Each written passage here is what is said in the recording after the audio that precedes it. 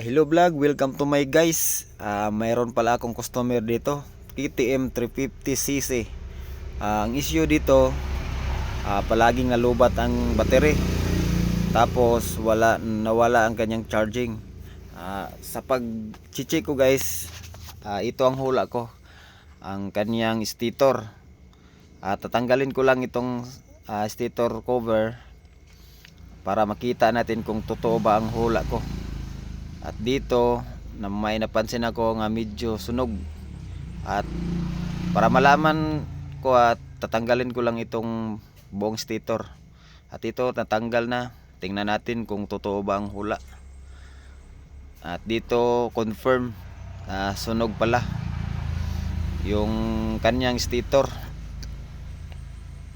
Ito maitim na, kaya wala na siyang charging.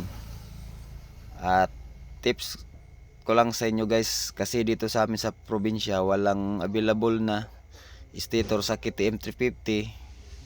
Saan na kami naghanap, walang mabilhan. Kaya nagsuggest ako sa may-ari guys na itong Dominar 400 Badja stator ang gagamitin namin, kasi magkasingturan lang sila, magkapareho lang sila guys. Ito tips ko lang ito guys, pag mayroon kayong KTM 350, itong Badja Dominar 400 ang gagamitin nyo, itong stator. Magkasing tulad lang sila guys.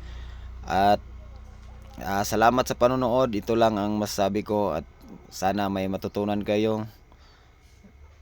At hanggang dito na lang. Salamat guys.